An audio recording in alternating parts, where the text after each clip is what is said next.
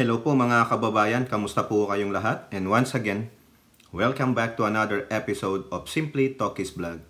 Ang pag-uusapan natin mga kababayan ay ito pong mga katarantaduhan ng Duterte administration. No, simula nung umupo si Duterte, ako din po, kaisa din po ako dati na sumuporta sa gobyernong yan na akala ko maaayos natin ang bansang Pilipinas, no, in all sectors dahil nga sa kagaguhan ng mga dilaw. Pero ganun din pala. They of the same feathers, no? The same birds po sila. Same birds flock together. Kasi sulad ng sinabi ko dati, si Duterte ay kampon ng mga dilaw. Galing po yan sa LP. Diba? Sana sabi ko sa inyo, evident naman. Nakita nyo, magkasama pa nilang kinumpanya si Panut noon ng kanyang anak. Ha? Dito po, lalo kayong magngingit-ngit, no? Kasi siguro ito, napanood nyo na, nabalitaan nyo na, pero gusto kong mapanood ninyo yung portion ng hearing na yon sa lower house tungkol sa Philippine Coast Guard. Ano po yung napag-alaman doon sa hearing na yon? Pinanood ko po ng buo kahapon, no? Talagang kinuha ko po yung portion lang na kung saan buti na lang naayos ng PCG ito. Otherwise, patuloy tayong gagaguhin ng mga Chekwa.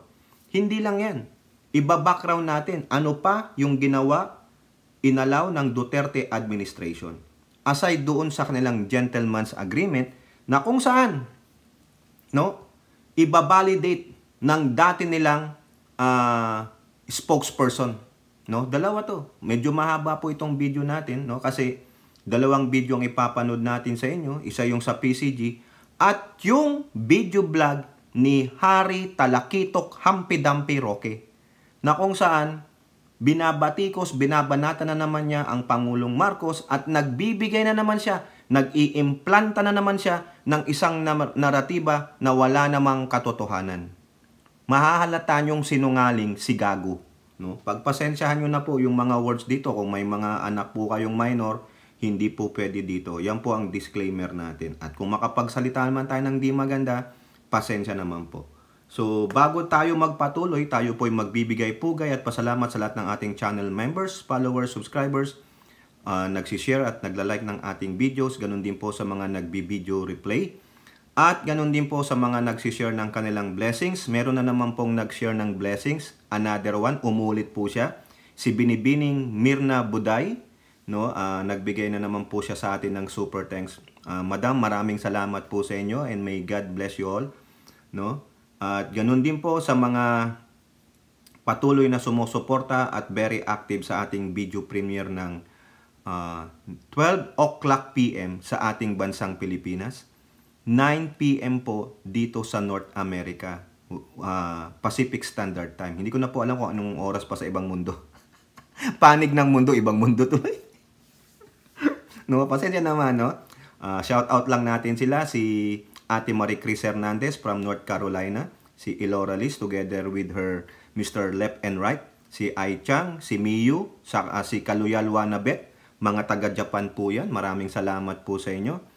Si Ate Mai Tibaysa, si Twiller Wilfred, Rebecca Lagmay, si Mami B, si Maritel T, Priscilla Acepcion, si RN Tucent, si Sam D, si Danny Reynado, si Red, si Carclea, no? Sila po, no? Si Carclea, kasabay ko po kasi siyang yung time slot niya sa pagla-live, nasasabayan ko po siya, pero nagre-replay po yan. Kaya hindi nyo makita sa chat box, palagi kong binabanggit. Kasi kasabay ko po siyang bibidyo. Nagla-live naman siya, ako naman nagbi-video premiere, kaya hindi siya makapunta. Pero very supportive yan. Bibigyan niya nga ako ng lechon. Basta maka 100k lang siya. Ha? Oo, Carclea, wag ka na umangal, ha? Ate po yan, ate. Manang. So, yun po, yung iba po, si Ninita Arceo, hindi mali, Ninita Umali, Nilda Arceo. Yun, nahihilo na po ako kasi we're getting there. Sabi nga ni Banat Bor, are you there? Are you there? I'm getting there. Ganon din po, subscribe nyo po si DJ Byron Music and Topic TV. Mahusay po na bata yan. Taga San Francisco po yan. No? Guwaping po yan. No? Saka yung iba pong mga pro-BBM, pro-admin vlogger, subscribe nyo po. Wag lang po yung mga nagpi-fake news. Akala nyo mga pro-admin pero ano lang yan? Ganun lang. Di po ba? O, eto na. Mahaba to, ha? Yung video natin sa Coast Guard, 11 minutes. Yung kay Talakitok, Hampi Dampe, Rocky, na ang utak ay very rocky, no? Ay almost 5 minutes. Galing po yan, yung video ng kay Harry Roque, galing kay Mami Peng at kay Ali Bugha. Mga kasamahan natin yan, hindi po ako kabilang ng kanilang grupo, pero kasamahang mga vloggers and influencers. Maraming salamat po. So, puntahan nyo po yung kanilang mga LSO, manood kayo ng kanilang videos, no? Mga admin supporter po. So, eto na. Puntahan na natin to. I-background natin ano ang ginawang panggagago ng Duterte administration sa atin in terms of military. If you can remember, na i-vlog ko po ito, na isama ko itong topic na ito, na nung October 2016, pumunta po ng China si Duterte at sinabi niya doon na he is shifting his alliance to China in terms of military and economic. Kaya sabi niya, bye-bye Amerikano, you lost me. Okay? So yan. So, pinayagan niya, naging tuta siya ni Xi Jinping, hinayaan niyang mangisda sa ating West Philippine Sea, nakatenga ang ating mga mangingisda doon. Galit na galit nga po yung mga mangingisdang Pinoy sa kanya. Dahil ginago niya ang mga mangingisdang Pinoy. Now, may gentleman's agreement pa sila mamaya. No? Doon sa video ni Roque. Mga sinungaling, mga mandarambong, magaling kayong magtago, ha? Sinuportahan ko sila, mga kababayan, pero ito lumalabas ang katotohanan. Hindi pala totoong transparent sila. Hindi pala totoong mga totoong tao sila. Ginago nyo lang kami. Kung baga, yung pagkadilaw ninyo, tinwist nyo lang, pero dilaw pa rin. Ha? Eto, sa balita ito ng, DH, hindi ko alam kung anong newspaper ito, no? 2019 of September. Nagsidigong pa yan. Ha? Philippines to allow telecom towers on military bases. Ha? Telecom towers. Pero sino ang magkakabit nito, mga kababayan? The Philippine military agree on Wednesday to allow a new cellphone network powered by a Chinese state telecoms to install communications equipment on its army bases. Kita nyo yan? Chinese ang maglalagay ng mga telcos sa loob mismo ng ating military bases. Despite concerns among some lawmakers about possible espionage. Di ba? Pero yan, pinayagan yan. Ha? At sino ang nakakuha ng kontrata na yan? The military said in a statement it had signed a preliminary agreement with Mislatel, a consortium controlled by Philippine tycoon Dennis Uy. Sino si Dennis Uy? A close associate of President Rodrigo Duterte. Taga Davao po yung gunggong na yung Uy na yan. Ha? Inchik. Maski na i-Wikipedia nyo pa itong Dennis Uy na to. Kung alam ko lang talaga to noon, mga kababayan, kung vlogger na ako, hindi ako papayag dyan. No? Tama yung ibang lawmakers dyan. Espionage yan. Mga gunggong na inchik na yan. Dito na nga lang pati military personnel na mga inchik. US Navy, yung huli kong nabalitaan, na inchik. American Chinese. Nagbebenta ng top secret info sa Chinese government. Tapos kayo mismo, pinapasok nyo pa dyan, communication pa. So lahat kayo, huli kayo. Paano pag naglagay sila na ng Trojan horse dyan sa kanilang mga software? Di huli lahat kayo. Diba? Biro nyo yan, Grabe, Tama ako, sabi dito, could be a Trojan horse with the capability to access state secrets. Tapos pinamahala mo sa isang inchik na taga Davao. Kita nyo, mga kababayan, kaya sa Davao, maybe ang Davao, pag-aari na ng China Diba? Hayop talaga tong si Duterte, Ang daming itinatago sa atin. Ito. Ha? Eto, yung mga senador that time, mga kababayan, no, nagpro-protesta sila dito sa Radio Free Asia. Philippine Senator seeks probe of military deal with China on telecom groups. Ha? Brinyo, grabe. Grabe ang pagkakiling ni Duterte kasi nga nag-shift siya ng economy niya eh. Pati military. Ano ginawa? Binigyan ba kayo ng barko ng China? Binigyan ba kayo ng mga bagong kagamitang pandigma ng China? Wala. Anong kinabit sa inyo? Telco. Para kayo ay ispiyahan. Gago si Duterte. Inutok-utok ng mga inchik. Nagpauto naman siya. Hayop talaga oh. Diba? A Philippine senator called on legislature Tuesday to investigate whether a deal signed last week between the armed forces and a Chinese-led consortium set up telecommunication equipment inside military bases in the country could threaten national security. Oh. Di ba? Nakakahiya kayo oh. Sino itong senator na to? Si Hontiveros. Di ba? Si Hontiveros, ano yan? Pro-West Philippines. Kakampihan ko si Hontiveros dito. Pero hindi naman po ako vlogger that time eh. Pero balin wala eh. Naitayo eh. Bakit naitayo ha mga kababayan? Eto. Ha? Sabi dito, a year after, nung nagkapirmahan na, sabi dito sa itong balita na ito, itong dyaryo na ito, yung South China Morning Post o another Chinese newspaper ito. Philippines give China back telecom firm green light to build cell towers on military bases. Yung panawagan ni Hontiveros, walang nangyari. Kasi ano? Takot sila kay Duterte. Kamay na bakal, diktador si Duterte. Di ba? O ayan. Pumayag sila. Nung 2020 na, nag-green light na ang gobyerno. Tapos, ito namang military natin, todo depensa kay Duterte. Ito, sa balita ng Associated Press, October 13, 2020. Philippine military says no risk from China-backed towers. O ayan. Sabi ni General Gilbert Gapay, said installing the towers and equipment of DITO Telecommunity Corporation, a Philippine firm in which Beijing China's Telecom has 40% financial stake. Pero inyo, 40% kasi nga pag ninegosyo, di ba, 60-40. O, pag-aari ng China, hayop. Hindi daw nakikitaan ng security risk yung mga towers na yon. O ngayon, ano nangyari? A year after, August 11, 2023, 3 years after, wala na si Duterte. Wala na yung diktador ng demonyo. Yung prime minister ni Baal, mga kababayan. O ayan o. Subiri eyes toppling of Chinese cell towers in PH military bases. Biriim nyo, meron nga tayong away sa kanila sa West Philippine Sea. Sila ang instigator. Mamaya magngingit-ngit kayo. Malalaman nyo. Dito kay Talakitok, ano ang sabi ni Talakitok, Roque? Yan, nagalit si Subiri. Kasi alam niya eh. Biriin nyo ha. Alam nila. Bakit tayo magro-remission, kailan, saan, dadaan, ganyan eh. Alam nila eh. Ha? Ito pa, lalo kayo magngingit-ngit pag napanood nyo tong dalawang video na ito. I-background lang muna natin. Galit si Subiri. Ha?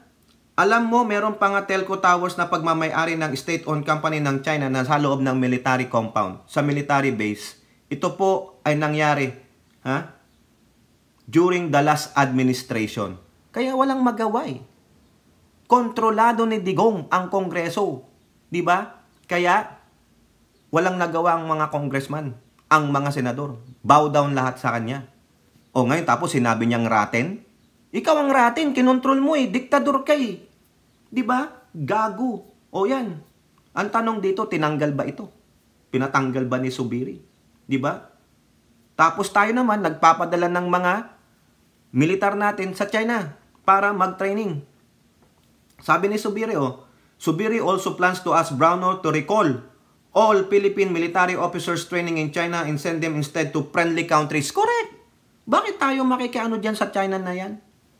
Di ba? It can be Australia, it can be US, West Point, pwedeng ipadala sa mga ganyan. Tama yan. Agree ako dyan. Doon tayo sa mga allied countries natin magpadala, hindi sa China. Malakas po mag-espionage ang Chinese.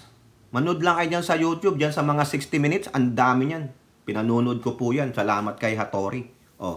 Di ba? Kakagagoy. Ang ano ko ngayon kung natanggal yan. Di ba? Ito na. Ito na yung video, unahin natin yung Philippine Coast Guard. Ito po ay 11 minutes video. No? Pagpasensyahan nyo na kung mahaba. Kasi po, talagang itinuloy-tuloy ko, no, yung reaction ng mga congressman. No? At ano po ang masasabi ni commandant ng Coast Guard, si Gaban, no? Anong action ang ginawa na nila? At anong action ang hinirequest niya dito sa mga lawmakers na to para po maisaliwalat niya yung kanilang ginawa. O eto po, at sino yung pumayag dyan? Hindi po nilabas dito, pakinggan nyo. Okay. Dinidiscuss natin ngayon yung powers and functions nila. Yun, okay. A very important issue because this has come out already in the Senate inquiry about members of Coast Guard recruiting auxiliary members. And most of the members that were recruited as auxiliary Coast Guard were all Chinese. In fact, this issue was raised by Senator Tolentino last year. And Mr. Chair, I'd just like to be updated as to the status of that. No? Kasi I understand that most of those recruits who were Chinese have the ranks of Brigadier General, Commandant, and all those things. And parang na-overtaken yung Coast Guard. So, can we be clarified on that, Mr. Chair? Commandant, Yes, please sir. answer the query of the Honorable Barbers. Thank you, Mr. Chair. In response to the query of the Honorable Representative Barber, sir, we share the same view. And we went through a process in coordination with relevant intelligence and national security concerned agencies of government. And in fact, we have already delisted 36 of them. And they are all Chinese. Did Coast Guard conduct an investigation as to, We did. and may we know what happened to the investigation? What's the result? We did checks on their compliance to the standard set, and we found that they did not comply. So we initiated their delisting. They are now, in fact, delisted. So if they are delisted, Mr. Chair, ang issue is that our foreigners, like the Chinese, no? For instance, specifically the Chinese, allowed to become members of the auxiliary? The coordination we have, Mr. Chair, is we will accept auxiliaries to the Coast Guard, provided they have secured national security clearance. Okay. So all these 36 have secured with- national security clearances. They don't have, and they don't have national security clearance. That's why we have delisted them.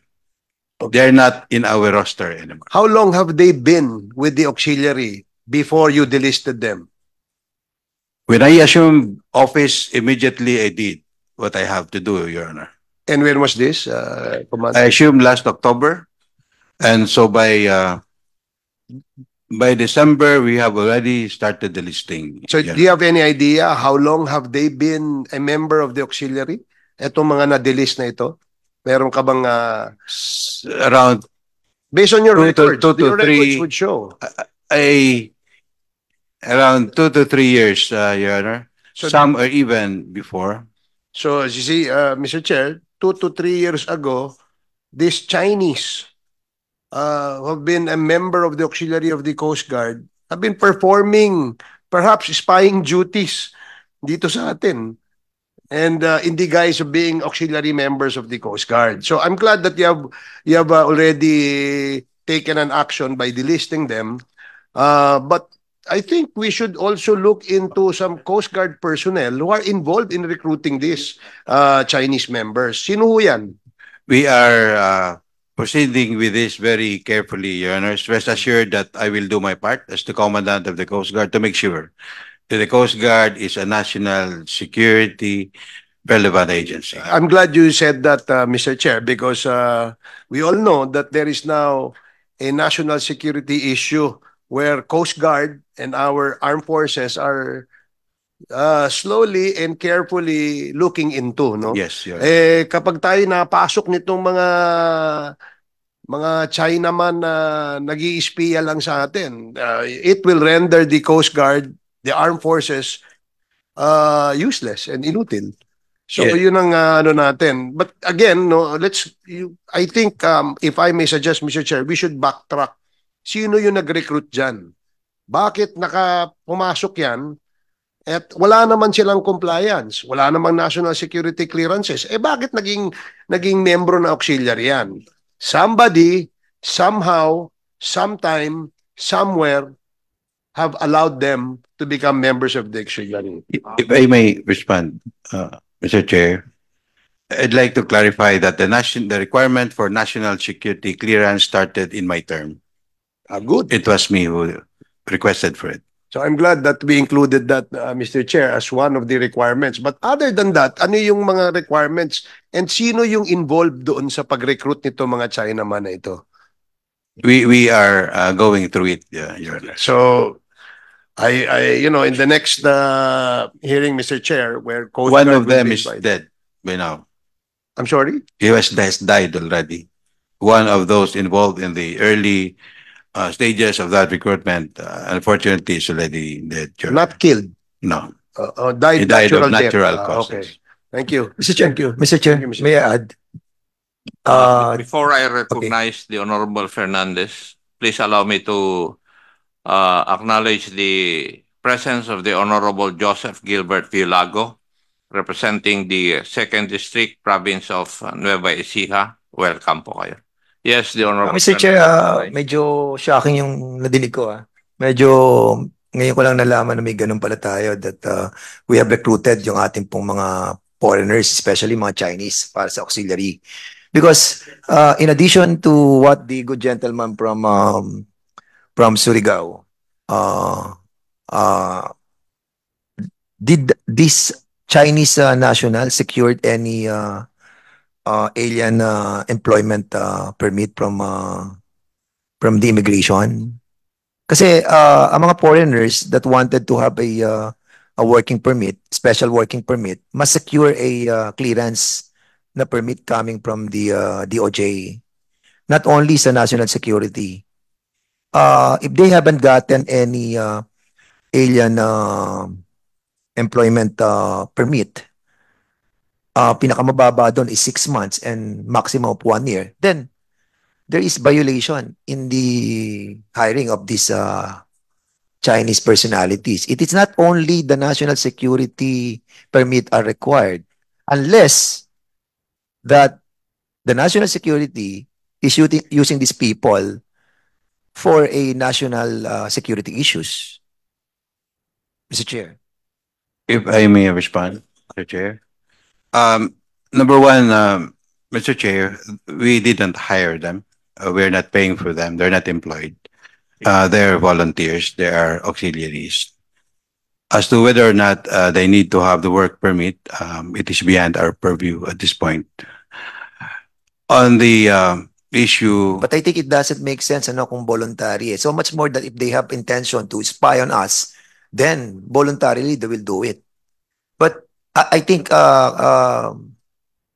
Admiral Gavan, it doesn't make sense yung sinasabi po ninyo na voluntary lang yon. Kung voluntary yon, so much more that we have to be worried. yes, You know why? Because they might use that voluntarism as a pretext of their real intention. I agree, Mr. Chair, and I share your concern. But tanong that's ko po, not the only General, violation. Ang tanong ko lang po, nag-secure po ba sila ng alien, what do you call this, alien employment permit from the DOJ? Kasi yun ang kailangan sa immigration eh.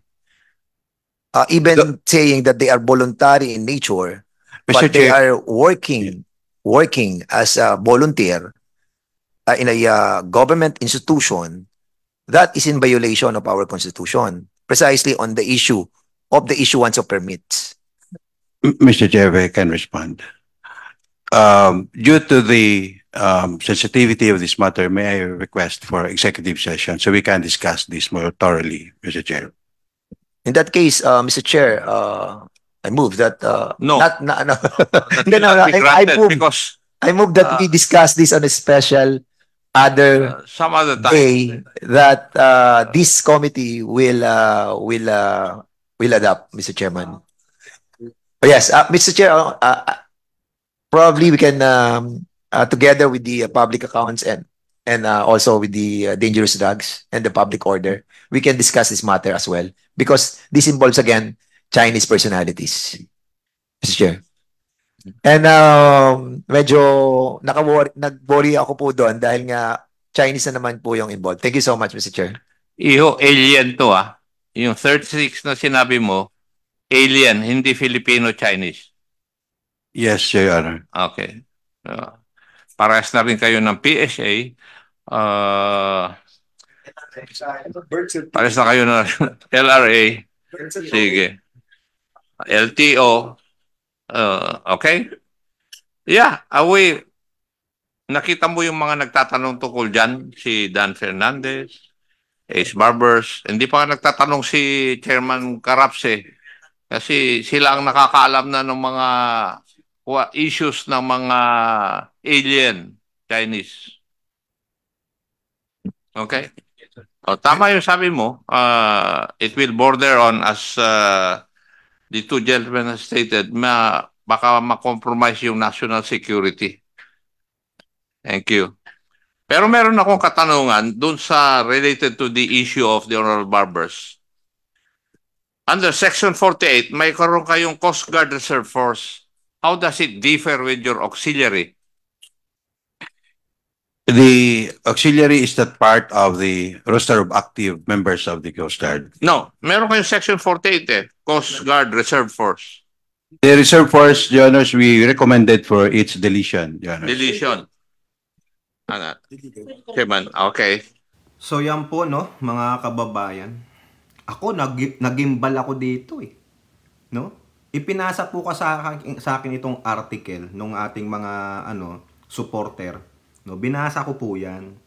So sabi ko parang nakukulangan ako sa article. Kaya ang ginawa ko, dinownload ko yung video mula sa House of Representatives. Salamat po. Tapos pinanood ko ng buo. Ang tagal nito mga kababayan, 6 hours. Pero nung nakuha ko na, yung gusto kong ilagay sa inyo, yun, 11 minutes. Nakakagulat. No? Tignan ninyo yung ginawang katarantaduhan ni Prime Minister ni Baal. No? Wala rin. Yan? DOTR to ha. Itong Coast Guard is civilian in nature. Ang parent department nito ay Department of Transportation. Ha? DOTR. Sino ang secretary nun? Si Art Tugade. So, meaning, blindsided ba dyan si Art Tugade? Tatanong lang ha. Biruin nyo, isinulat ko habang pinakikinggan ko ulit, no? Pinanunod ko. 36 auxiliary members. Pure Chinese. Nadinig nyo po yung chairman. Hindi, yung sinasabi mong alien, hindi ito Filipino-Chinese, hindi hap-hap, hindi ganito, kundi, ibig sabihin, pure Chinese-blooded. Mga Chekwa galing ng China. 36 sila. Tapos ang sabi ni Representative Ace Barbers, ang mga ranggo nila from general to commandant. Mga former military ito na kung saan pinayagan ng Dutae administration na makapasok dyan. Imposible namang panahon ni Bongbong yan. Wala pang ang 2 taon. Ano ang sabi ni Gaba nung tinatanong siya ni Representative Barbers? Mga ilang taon na ito, sabi niya, na nandyan sila. 2 to 3 years, sabi niya. So i-summation nyo. Wala pang 2 years ang Pangulo. So sino ang Pangulo dati? Si Prime Minister ni Baal, mga kababayan. Wala silang clearance. They did not comply to whatever documents needed to be an auxiliary member sa ating Coast Guard. Hindi sila dumaan sa tamang proseso. Kasi bakit? Sabi ni Digong, isiship ko ang aking military and economic ties sa China. Gentleman's agreement, mga kababayan. Naalala nyo yung isiniwalat ng Chinese official about sa Ayungin Shoal, about sa West Philippine Sea? We have a gentleman's agreement na huwag kayong magdala ng supply ay yung mga building materials dyan sa BRP Sierra Madre. In turn, papapasukin namin ang isa ninyong Rory mission. Sino kayo? Diba? Who are you? Yun ang gentleman's agreement nyo kay Digong. And Digong is no longer in power. So, it's only a gentleman's agreement. Sinabi ba ni Digong yan kay Marcos? Hindi. Diba? Bakit? Kasi, kung sinabi yan ni Digong kay Pangulong BBM, hindi niya yan siguro magpapadala ng building materials dyan. Hindi yan haharangin. Hindi tayo ihaharas. Kasi, gentleman's agreement hahayaan. Pero ano ginagawa ng Chikwa? Binobomba tayo. Bakit? Alam ba nila kung ano laman ng Rory mission natin? Provisions lang yun Diba? Ang inyong gentleman's agreement ay kay Digong. It is illegal. Hindi binding. Bunganga lang. Nagkamay lang kayo. That's it. O tapos wala na siya sa pwesto. Ano pang power ninyo? Ano pa ang saklaw ninyo sa amin? Iba na ang presidente ngayon, naninindigan. Mahiya kayo, ikaw si Digong sell out. No? Sell out po si Digong sa China. Biruin nyo, tinanggal na ni Gaban nung umupo siya nung October nung last year. Sino ang nagpapasok diyan? Bakit pinapasok yan? Sino nag-aproba para papasukin yan? Alangan pa lang yung mga dating Philippine Coast Guard Admiral o Commandant. Siyempre, without the approval from their higher-ups. Ano magagawa ng Commandant kung sinabi nito? Kung sino man yung higher-up niya. Diba? Sipin ninyo. Sino ang nag-recruit? Ano ang ginagawa nila? Tapos yung sabi ni Dan Fernandez ba? Yun, yung magagaling to No? Nag-secure ba sila ng kanilang alien registration card? Meron ba silang work permit? Ang sabi ni Gaban, volunteer daw. Volunteer, pero nasa military? Hindi ako maniwala, mga kababayan. Kayo, maniniwala kayo? Alam nyo, sa akin lang pag-a-assess, dito sa hearing ng Kongreso, tong mga lower house, ang galing They listen to each other. No? Tingnan ninyo, ang ganda ng flow ng usapan. Hindi tulad sa Senado, na hindi pa nakakabuo ng isang sentence yung resource person, kinakat off kaagad siya nung mga senador na nagpapahiring. Mga bastos, mga arogante ang mga senador ninyo. Lalo na si Tulfo, si Robin, si Bato, lahat po sila. Wala yatang matino. No? Baka yung mga ladies, si tulad ni Pia Cayetano, hindi ko pa siya nakikitang nagpahiring Pero si Risa Hontiveros, napanood ko minsan, mukhang maayos. Pero yung mga lalaki na iba, hindi po lahat sorry naman kung nalahat sila kanina. Ulitin ko, sorry po kung nalahat kayo. Hindi naman po lahat. No? Ang lagi natin nakikita, si Tulfo, si Bato, si Robin. Si Robin, wala naman. Ang laking budol po yan. Biruin nyo, 36 sila. How many years silang namalagi dyan? Na nagpipid sila ng information back to China. Kaya pala, siguro, alam na alam nila yung ruta ng ating Rory mission. Kailan? Anong oras?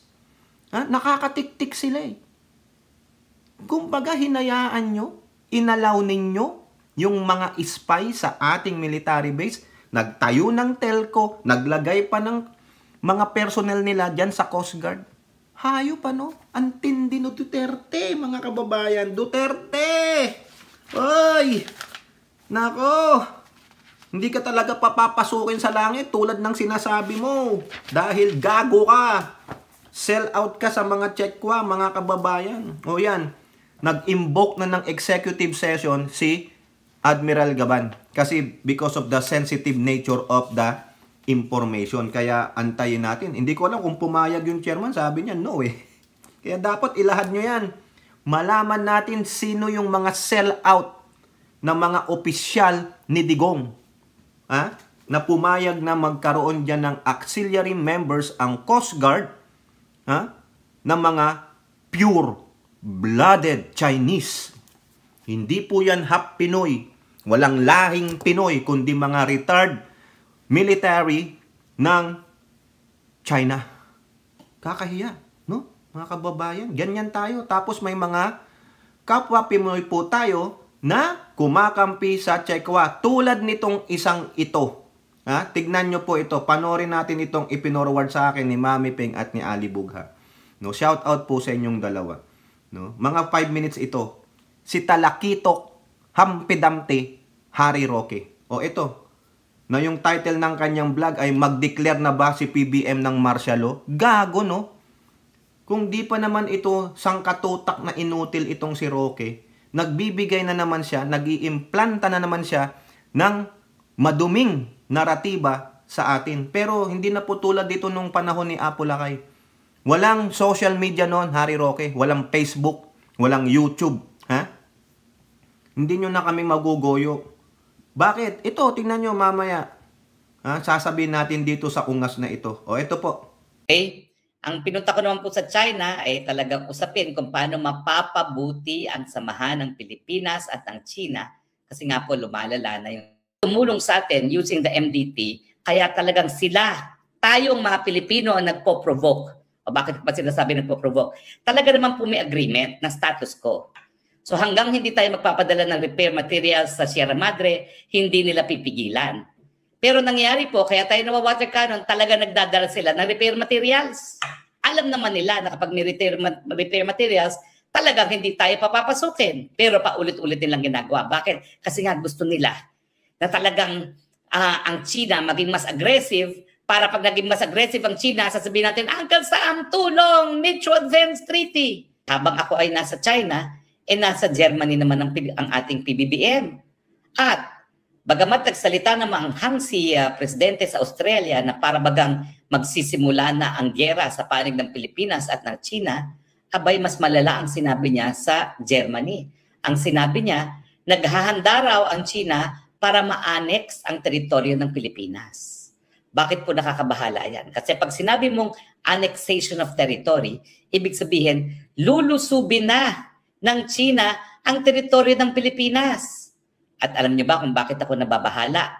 Kasi sa panahon ngayon na sinusupil ang malayang pananalita sa pamamagitan ng pagkulong kay Ka Eric at kay Dr. Badoy, sa pamamagitan ng pagsasara ng SMNI, sa pamamagitan ng pag-aaresto ng Kongreso, para bagang ito ay preparatory to martial law. At ano naman po kinalaman ng martial law doon sa sinabi ni PBBM na baka i-annex ng China ang ating teritoryo? Kasi po sa ating saligang batas, dalawa lang ang dahilan para magdeklara ng martial law ang presidente.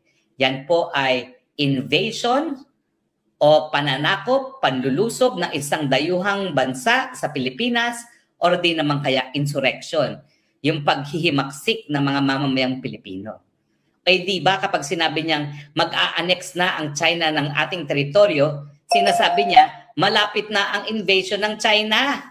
Well, ang himagsika naman, halos namatay na o patay na yung CPP-NPA, kaya nga hindi na dapat makapag-peace talks. So ngayong ginamit ni PBBM yung salitang annexation, ang ibig sabihin yun, linulusob na ng China ang Pilipinas, inaangkin ang ating teritoryo, meron ng invasion at dahilan na para mag-deklara ng martial law. At dahil nga ang ginagawa nila, dinidemonize nila yung lahat ng mga nagsasabing wala tayong interes para makipagkaibigan sa ating kapitbahay na pangalawang pinakamalakas na ekonomiya at kinakailangan makinabang tayo sa pag-unlad ng China. Tinatawag nila ako Harimaw, sinasabi nila Taksil. Ang ibig sabihin yan, sino ngayong Pilipino ang tututol sa deklarasyon ng martial law kapag sinabi ni Presidente Marcos na linulusob na ang Pilipinas at ina-annex na ang teritoryo ng Pilipinas? Yan ay classic invasion, dahilan para mag-martial law. At mukhang mauulit muli ang kasaysayan na dinaanan natin under Marcos Sr. Tingin ko, itong martial law, plan B nila kung hindi nila maiusad yung charter change sa pamamagitan ng bribery initiative. Kung hindi nila matatanggal ang Senado at kung hindi nila mapapatagal ang termino ng lahat ng nanunungkulan ngayon sa pamamagitan ng charter change, gagawin nila yan sa martial law. Babaliwalain nila ang 1987 Constitution, wala mo ng saligang batas, magkakaroon ng panibagong Freedom Constitution na 1 page, mananatili sila sa pwesto hanggang gusto nila, ikukulong nila ang lahat ng kanilang mga kalaban, ipasasara ang mga media establishments, hindi lang ang SMNI, kaya kayo ha, GMA, Bulletin, Inquirer, The Star, tandaan ninyong sinasabi ko, kung nagawa nilang ipasara yung kaisa-isahang media outfit na sumuporta sa kanila nung eleksyon, anong gagawin nila sa inyong mga naging kalaban niya nung eleksyon? Huwag kayong maniwala na kayo ay safe.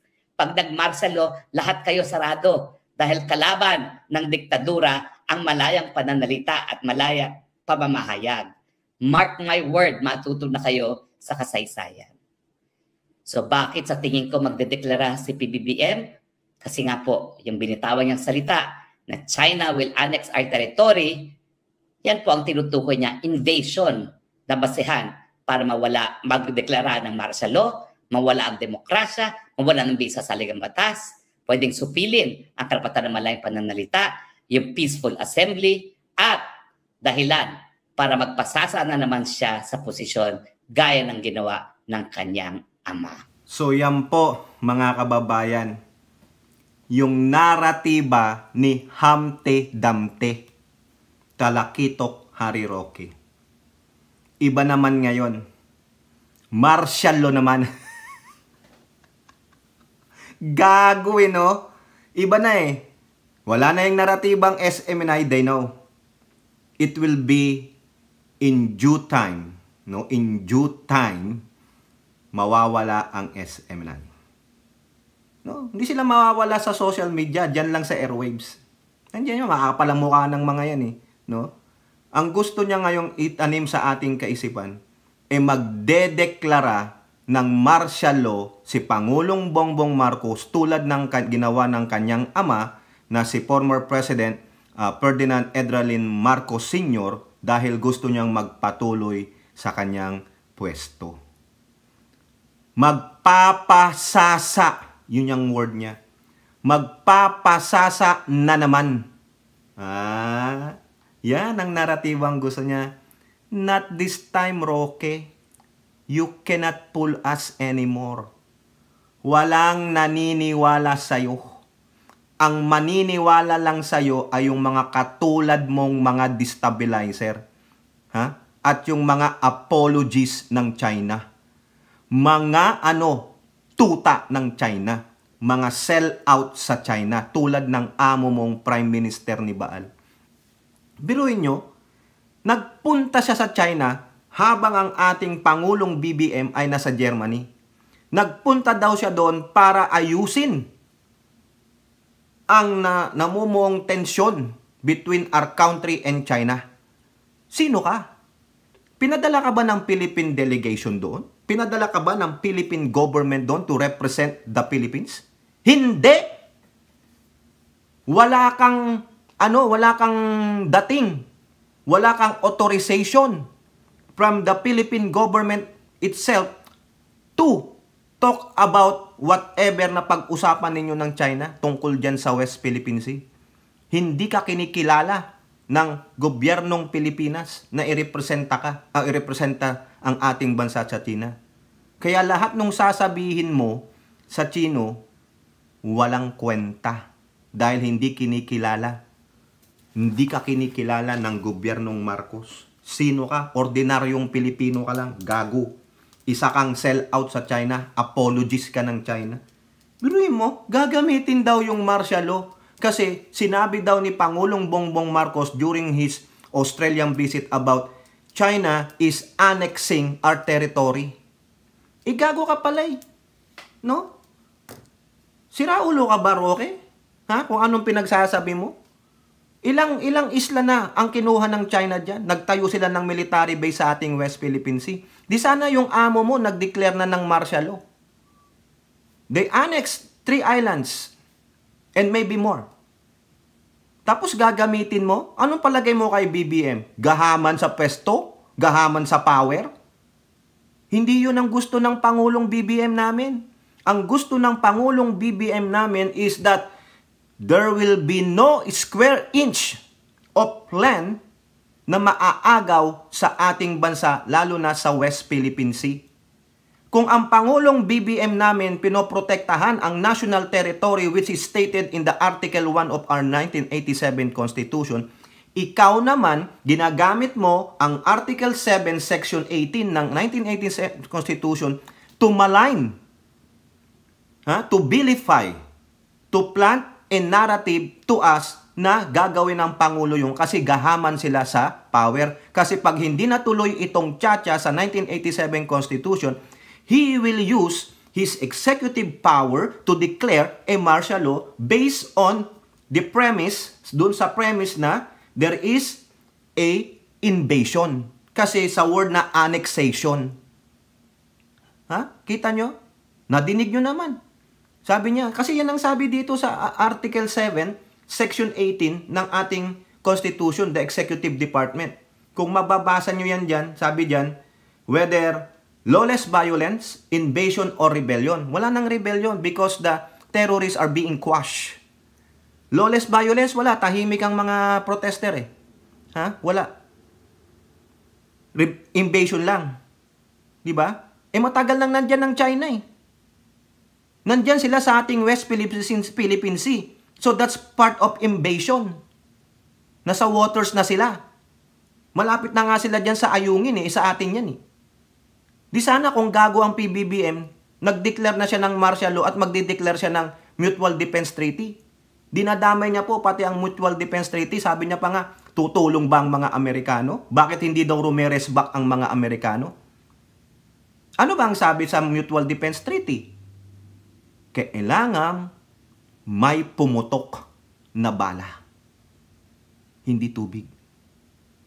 Bakit hindi magpaputok ng bala ang China mo? Subukan. They try it. Matapang ba sila? Di ba sabi nila, powerful sila? Bakit? Takot din sila. Tapos sinasabi niya, second largest economy. Bakit ang daming mga illegal na mga inchik nationals dito sa border namin? Dito, sa border namin dito. Nandito sila. Nagtitrek sila from South America, go to San Diego, go to here, or sa Texas, o sa Arizona. Planado yan. Na-i-vlog ko yan. Organize yan. Meron pa silang app how to do that. Bakit? Ano ang reason ng mga nandito? Mostly kabataan. Bagsak ang economy ng China. We don't have jobs in there. Kung magandang economy nila, why they are sending their citizen, na hindi mga Pilipino, sa ating country sa pamamagitan ng POGO? Bakit sila nagpapadala ng mga Chinese citizens sa mga proyektong sila ang nagpopondo? Bakit hindi sila mag-hire ng mga nationals ng bansa na yon? Hindi mo kami manloloko, Roque. Hindi mo kami magagantyo. Kaya wag mo kaming bigyan ng naratiba. No? Tapos yung sinasabi niya, meron palang agreement. May status quo. Where is it? Is it in a written or in a verbal? Todo tanggi kayo noon eh. Na-research yan eh. Nung lumabas yung pumutok yung balita na may agreement sila. They have a gentleman's agreement. Di ba? Ng Pangulo ninyo. Sino ng Pangulo ngayon? Meron naipasa ba yung gentleman's agreement kay Pangulong Bongbong Marcos? Di sana, kung naipasa yan, hindi na magsasalita pa ang Pangulo. Diyan sa kanilang mga encroachment, sa kanilang intrusion sa ating waters and territorial jurisdiction sa mga isla na yan. Gago ka pala, Rocky. Inamin mo. Pero todo tanggi kayo dati, pati si Cayetano. Bakit? Kasi nga status quo verbal. Walang in written form. Gawin nyo sa written form. Iano nyo sa Kongreso. Idaan nyo sa tama. Hindi. Ginago nyo ang mga Pilipino. Hindi kayo dumaan sa tamang pamamaraan. Diba? Tapos sabi niya, galing akong China. Galing ka pa ng China. Paano ka pa namin paniniwalaan? Sell out ka. So therefore, you have to defend your Chinese master. At sabi niya pa, mga kababayan, tayo pa daw po ang nagpro-provoke ng kawalang hiyaan dyan sa West Philippine Sea. Biruin nyo. Kapwa mo Pilipino, sinisisi ang kapwa Pilipino sa pagpro-provoke sa China. Anong provocation ang ginawa namin? Yung pagbadala ng mga building supply sa Ayungin? Bakit? Bawal ba? Sa inyo yun. Sa inyo yun, kasi kayo sell out lapdog kayo ng China, hindi po ang Pangulong Marcos, hindi ang Marcos administration ngayon. Nakakagalit itong si Roque. Kaya tandaan nyo mga kababayan ha, itatago natin tong video na to. Kaya kung meron siyang ambisyon, no, naging tambalos-los na po siya. Ambisyon na maging senador o whatever sa national position, we will always show this video. Sinisisi niya ang mga kapwa Pilipino niya na tayo pa ang nagpro-provoke, na tayo ay na-water cannon, tayo ay hinaharas, no? Wala siyang pakialam sa mga mangingisda natin. Wala siyang pakialam sa mga nasaktan ng mga militar natin sa pag-water cannon. Wala siyang pakialam, hindi man lang siya naawa sa nasirang kagamitan ng Coast Guard natin. Binunggo, hinaras. Di ba? Ikaw ba, Roque, sumakay ka doon sa Coast Guard habang hinaharas ng China ang ating mga Coast Guard o mga mangingisda? Di ba? Wala ka bang empathy? Dinidepensahan mo pa ang mga Chekwa? Ha? Gago. Tandaan nyo yan mga kababayan, ha? Sinulat ko po eh. Ha? Pinoy ang nagpro-provoke. Tapos sabi niya pa, na sa isang na in continuation yun eh, na may right of way daw yung barko ng China na nabunggo ang ating Coast Guard. Gago ka, Roque. Sinerch ko yung sinasabi mong yung nasa kanan, ang may right of way. Tanga. Sa land, sa four-way stop o whatever stop you have, the three-way or four-way stop, courtesy, right side. Pero sa dagat o sa land pala, sa land, ang right mo is a blind spot. Bawal kang mag-overtake dyan sa right if you are a left-handed driver. Ha? Wala yan. Blind spot yan. Aksidente yan. Pag sumingit ka dyan, nabunggo ka. Kasalanan mo because you went to the blind spot.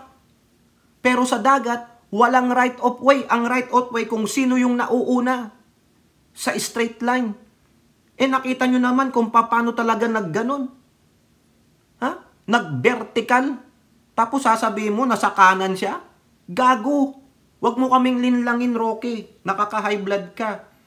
No? Dahil lang sa paninira mo sa Marcos dahil naapektuhan ang mga puon mo. Walang naniniwala sa inyo kaya gagamitan nyo ng martial law? Tapos dinamay mo pa na mga Pilipino ang nagpro-provoke? Bakit? Bawal bang i-assert ang 2016 arbitral ruling? Baliwalain namin yung inyong gentleman's agreement? Iba ng administrasyon ngayon. Yan ang ipaalam mo sa China at hindi ka representante ng bansang Pilipinas o ng Marcos administration para makipag-usap sa pakikipag-ayos sa sigalot dyan sa West Philippine Sea. Who are you? Diba? F-you. Gago ka. Biruin nyo, ha? Pilipino yan, ha? You are sell out. Nakakahiya kang Pilipino, Roque. Sell out ka. Ano ang nakukuha mo? No? Ano ang benefits mo from China? Hayop ka. Tapos sasabihin mo, martial law? Ano lang sabi dito? Martial law for the period of 60 days. Diyan sa Section 18. Limited po ang binigay ng ating Constitution sa pagdideclare ng martial law. Hindi yan forever. Kaya huwag mong gamitan ng ganun ng palagay mo. Kay Pangulong Bongbong Marcos, hindi niya isaadang-alang ang karapatan, ang freedom and rights ng mga Pilipino? Ibig sabihin, gagawin niya yung sinasabi mong ginawa ng kanyang ama? Ganun ba? No way. Hindi ganun ang Pangulong Marcos. Matalino siya kaysa sayo. Alam niya. History will never repeat itself and it will never happen again. Unless otherwise there are outside forces that it force you to do it. Dito wala eh. Sabi nga ng Pangulo, restrain tayo hanggat diplomasya kaya. Ang China ang nagpro-provoke, mga kababayan. Sila ang nag-i-instigate.